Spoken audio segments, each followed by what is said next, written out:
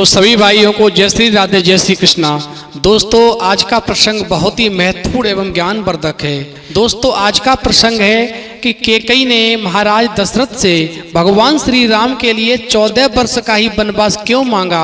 उन्होंने 18 वर्ष का, 15 वर्ष का, 13 वर्ष का, 20 वर्ष का या सारे जीवन का वनवास क्यों नहीं मांगा। वो चाहती उतना वनवास मांग सकती थी, लेकिन उन्होंने केवल 14 ही वर्ष का वनवास क्यों मांगा, इसके पीछे क्या राज है। तो वीडियो शुरू करने से पहले मेरा आपसे एक निवेदन है, यदि आप हमारे चैनल पर नए हैं तो प्लीज हमारे चैनल को सब्सक्राइब करें, क्योंकि आपका एक सब्सक्राइब हमारे लिए बहुत ही महत्व रखता है। तो आ जाइए दोस्तों, गौर करेंगे प्रसंग की तरफ। देखिए, महाराज दशरथ की पत्नी जो कैकेयी थी, उन्होंने अपने पुत्र भरत के लिए भगवान राम को वनवास करवाया था।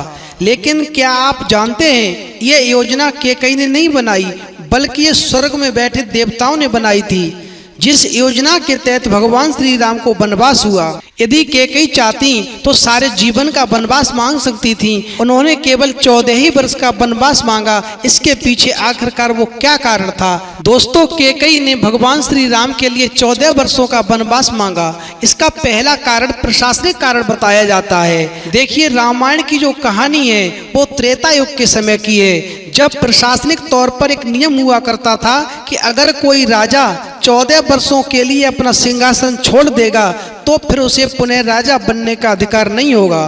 कैकेयी इस बात को अच्छी तरह जानती थी, इसीलिए उन्होंने भगवान श्री राम के लिए 14 वर्षों का सोच समझ करके वनवास मांगा था, जिससे कि जब श्री राम वनवास 14 वर्षों का काट करके वापस अयोध्या लौट करके आए तो उन्हें राजा बनने का अधिकार नहीं रहे और उनका बेटा भरत ही राजगद्दी पर बैठे। दोस्तों, ये बात अलग की है कि भरत ने राज नहीं चलाया श्री राम के आने के बाद में, और उन्होंने वो पूरा राजपाट और राजगद्दी भगवान श्री राम के हाथों में सौंप दी। दोस्तों, कैकेयी जानती थी कि अगर राम अयोध्या के राजा बन गए तो रावण का वध फिर नहीं कर पाएंगे। इसके लिए इनका वन में जाना बहुत जरूरी है, वन में तपना बहुत जरूरी है।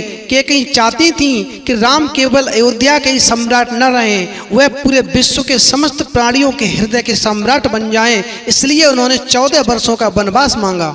और दोस्तों, सबसे महत्वपूर्ण और तीसरा कारण भगवान श्री राम के 14 वर्ष के वनवास के पीछे ये है कि देवलोक में बनाई गई इस योजना का केंद्र राक्षस रावण का वध था। दोस्तों, महाराज अनिरुद्ध ने रावण को श्राप दिया था कि मेरे वंश का ही राजकुमार तेरा वध करेगा। दोस्तों, अनिरुद्ध के उस श्राप का समय भी केवल 14 ही वर्ष शेष था। ये बात कैकेयी जानती थी, इसीलिए कैकेयी ने 14 वर्षों का ही वनवास मांगा भगवान श्री राम के लिए। तब भगवान श्री राम उन 14 वर्षों में और रावण का वध करके लक्ष्मण और सीता जी के साथ में खुशी खुशी वापस अयोध्या में आए। लेकिन भरत जी ने भगवान श्री राम के आने पर उनका पूरा राजपाट ने वापस कर दिया, वो राजगद्दी जो थी वो भी वापस कर दी। भक्तों, ध्यान रखना, भाई हो तो भरत जैसा, भाई हो तो राम जैसा, भाई हो तो लक्ष्मण जैसा, भाई हो तो शत्रुघ्न जैसा।